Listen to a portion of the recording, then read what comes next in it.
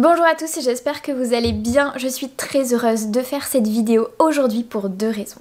La première, c'est que j'ai enfin reçu un magnifique appareil photo avec lequel je filme aujourd'hui et ça n'aurait jamais été possible sans ma famille, ma belle famille et mon chéri. Donc si vous passez par ici, merci énormément car grâce à vous, j'ai un appareil photo tout neuf.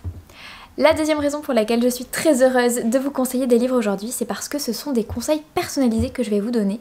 En effet, sur les réseaux sociaux, notamment sur Instagram, je vous ai demandé si vous aviez besoin de conseils pour offrir des cadeaux à Noël, notamment des livres, et vous m'avez posé quelques questions, vous m'avez fait des demandes et je vais y répondre tout de suite. Vous commencez à me connaître, quand je prépare quelque chose, je ne me sépare jamais de mon petit cahier. Et sur ce cahier, j'ai noté le pseudo des personnes qui m'ont demandé des conseils pour des livres à offrir pour Noël, avec leurs demandes et aussi mes idées de réponse. Je vais vous proposer à chaque fois plusieurs idées pour que ça vous laisse la possibilité de choisir. Je commence avec Charlotte du compte Instagram Nom d'un best-seller et avant de vous parler des conseils qu'elle me demande, je vous montre ces petites affiches qui sont derrière moi puisque c'est elle qui les fait et je trouve que ça peut faire un cadeau de Noël super sympa, donc n'hésitez pas à aller voir son compte Instagram, je vous mettrai le lien dans la description. Charlotte me demande si je peux lui conseiller des livres pour les tout petits, donc des enfants de 2 à 3 ans, sachant qu'elle aime bien les albums de la collection Regarde chez Nathan et des livres tels que Petit ours brun, auxquels les enfants peuvent facilement s'identifier en fait, qui parlent de choses de la vie quotidienne. Donc Charlotte, pour toi, j'ai eu plusieurs idées. D'abord, je peux te conseiller les albums de Jeanne HB, je crois que ça se prononce comme ça. C'est justement des albums qui vont parler de la vie quotidienne avec un tout petit, qui vont être interactifs et personnellement je les trouve très bien et très adaptés pour cet âge-là. Donc n'hésite pas à les regarder si tu en trouves qui peuvent t'intéresser. Ensuite, perso, j'ai un coup de cœur sur un album jeunesse pour les tout petits que je trouve mais juste trop mignon. Ça s'appelle Un peu perdu et c'est l'histoire d'un bébé chouette qui tombe de son perchoir et qui traverse toute la forêt à la recherche de sa maman et il va en fait croiser différents animaux de la forêt et ces animaux vont lui demander à quoi ressemble sa maman et de fil en aiguille, ils vont finir par la retrouver grâce à l'aide de tous les animaux de la forêt. C'est un livre qui est trop choupi, aux couleurs un peu automnales et que j'adore, donc n'hésite pas à aller voir. Ensuite, on a une question de Blake qui me demande un livre pour son papa qui ne lit que du Stephen King. Alors, si tu veux partir sur du Stephen King puisque c'est la valeur sûre de ton père, je te propose de lui acheter et de lui offrir le dernier Stephen King qui est sorti. À ma connaissance, le dernier en français c'est L'Institut, donc s'il l'a pas lu, vas-y, fonce. Ensuite, s'il a lu quasiment tous les Stephen King, ce qui peut lui faire plaisir, c'est par exemple un coffret en édition limitée. Il me semble qu'ils ont sorti tout récemment le coffret du Fléau, le 1 et le 2 en édition limitée, donc n'hésite pas à aller voir. Ensuite, si c'est un auteur qu'il adore, j'ai vu qu'il a sorti une autobiographie qui s'appelle Écriture, mémoire d'un métier. Et en fait, quand on est fan d'un auteur, parfois c'est sympa d'aller voir un petit peu son autobiographie. Donc là, c'est les mémoires de Stephen King. Suite à un accident, il va parler de son métier d'écrivain. Donc ça a l'air super intéressant, puis si c'est un univers qui l'intéresse, peut-être que d'en savoir plus sur son auteur favori, ça peut être sympa pour lui. Ensuite, si tu veux t'écarter un petit peu de Stephen King, mais que tu veux quelque chose qui ressemble, j'ai entendu parler de deux auteurs qui pourraient peut-être lui plaire. Déjà, je pense à Franck Tilliez, qui fait des romans un peu frissonnants à suspense, genre thriller, polar et tout ça. Et il paraît qu'il y a des moments où c'est un peu costaud, donc je pense que voilà, je pense qu'il s'ennuiera pas, donc à mon avis Tilliez ça peut être sympa. Et sinon, je pensais aussi à un auteur un peu plus classique, il s'agit de Lovecraft.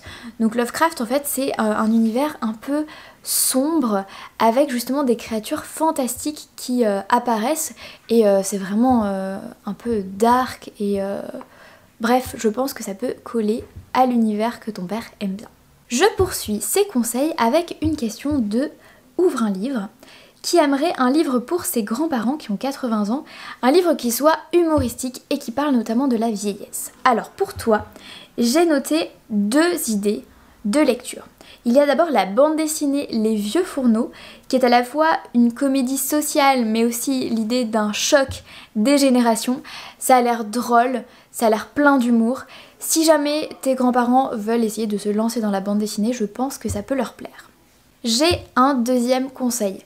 Encore une fois, c'est un livre que je n'ai pas lu, mais j'en ai énormément entendu parler, tout simplement parce que ça a été un succès en librairie, si bien que l'auteur a même sorti une suite aux histoires de cette personne-là. En fait, ce personnage, c'est le vieux qui ne voulait pas fêter son anniversaire, qui est aussi le titre du roman. Donc voilà, une comédie autour d'une personne âgée qui a l'air vraiment très drôle. Franchement, je te le recommande 1000 fois. Ensuite, il y a Lou qui m'a demandé un conseil assez simple. Il s'agit de trouver des livres de poche pour ses grands-mères. Alors, elle a précisé un petit peu sa demande, notamment parce qu'il y a une de ses grands-mères qui lit plutôt des romans américains ou canadiens. Elle aime bien Margaret Atwood, elle aime bien tout ce qui est autobiographique et historique ou qui tourne autour de la vie d'un personnage en particulier. Du coup, j'ai eu plusieurs idées. J'ai pensé notamment aux éditions Gallmeister qui font surtout des romans américains. Donc ils sont spécialisés dans la littérature américaine. Et comme tu m'as dit que ta grand-mère aimait bien Margaret Atwood, j'ai pensé à ce qu'elle faisait, notamment des romans d'anticipation sociale. Et du coup, j'ai trouvé un combo des deux, donc un roman d'anticipation sociale aux éditions Gallmeister. Il s'agit de Dans la forêt de Jean Egland. Et j'en ai déjà parlé en vidéo, donc je te mets dans la description le lien vers les vidéos dans lesquelles j'en parle pour que tu puisses en savoir un peu plus. J'ai eu une autre idée, il s'agit d'un roman écrit par un auteur indigène canadien qui s'appelle Richard Wagamese. Il a écrit Les étoiles s'éteignent à l'aube, donc déjà le titre est magnifique et je vais te lire le résumé pour que tu en saches un peu plus. Lorsque Franklin Starlight, âgé de 16 ans, est appelé au chevet de son père Eldon, il découvre un homme détruit par des années d'alcoolisme. Eldon sent sa fin proche et demande à son fils de l'accompagner jusqu'à la montagne pour y être enterré comme un guerrier. S'ensuit un rude voyage à travers l'arrière-pays magnifique et sauvage de la Colombie-Britannique, mais aussi un saisissant périple à la rencontre du passé et des origines indiennes des deux hommes. Donc en fait ça va raconter la vie de Eldon, donc on est autour de la biographie de la vie d'un personnage en particulier, en pleine nature, au Canada, avec une dimension un peu historique, donc je pense que ça peut marcher. Alors pour ta deuxième grand-mère, tu m'as expliqué qu'elle aimait bien lire des choses un peu plus faciles, entre guillemets, notamment des autrices comme Françoise Bourdin par exemple. Alors dans la même veine, tu as Françoise Bourdon, qui écrit des choses un peu similaires. Je me suis notée aussi par exemple Signol, Daniel Steele, Musso, Lévy, etc. Ils sont super connus mais ils écrivent beaucoup, donc tu peux prendre le dernier Musso, le dernier Lévy, tu es sûre au moins qu'elle ne l'a pas encore lu. Ou bien, dans une veine un peu plus marrante et toujours aussi facile à lire, il y a les Aurélie Valogne par exemple. Et dans un côté un peu plus émotionnel, un peu plus émouvant en tout cas que les autres, il y a Virginie Grimaldi ou encore Anna Gavalda. Personnellement j'avais lu Ensemble c'est tout de Anna Gavalda, j'avais adoré. C'est un roman, voilà, ça t'embarque et tu le lis du début à la fin, t'as pas envie de le lâcher et tu pleures à la fin et tu souris, enfin voilà, bref c'était un roman que j'avais beaucoup aimé. J'aimerais bien aussi te parler de mon coup de cœur de cette année qui s'éloigne un tout petit peu de Françoise Bourdin, etc. mais qui est tout aussi bien. C'est un roman qui, au format poche, fait pas loin de 800 pages me semble-t-il. J'ai des collègues qui l'ont lu, qui ont adoré. Ma grand-mère l'a lu, elle a adoré. Pareil, c'est un roman qui t'embarque vraiment. Il s'agit de Tout le bleu du ciel de Melissa d'Acosta. Alors, c'est l'histoire de Émile qui est atteint d'un Alzheimer précoce et qui décide de tout plaquer pour voyager en camping-car comme ça. Et au dernier moment, il se dit « mais je peux pas partir tout seul, je vais poster une annonce sur internet pour voir si quelqu'un veut bien m'accompagner ». Et il se trouve que Joanne, une jeune femme, répond à cette petite annonce et décide de l'accompagner alors qu'ils ne se connaissent pas du tout. Et ils vont partir dans un périple notamment dans les Pyrénées en pleine montagne. Et ils vont se poser plein de questions, se découvrir petit à petit, sachant qu'au début ils veulent pas trop en révéler, tout ça. Donc voilà, ces deux personnages vont voyager, évoluer, grandir finalement. Et c'est vraiment un livre magnifique. Personnellement, j'ai ri, j'ai pleuré, enfin c'est voilà. Franchement, une petite pépite de cette année que je te recommande 1000 fois. Ensuite, il y a Sarah Moget qui me demande un livre pour quelqu'un qui n'est pas encore trop fan de lecture mais qui le devient petit à petit. Donc c'est une adulte qui a beaucoup aimé Joël Dicker et qui est archi fan de Harry Potter. Mais par contre, elle aime pas trop les romances. Ça m'aide un petit peu, c'est assez précis. Franchement, si elle est fan de Harry Potter, je ne peux que te parler des versions illustrées de Harry Potter, notamment la version de Harry Potter illustrée par Jim Kay.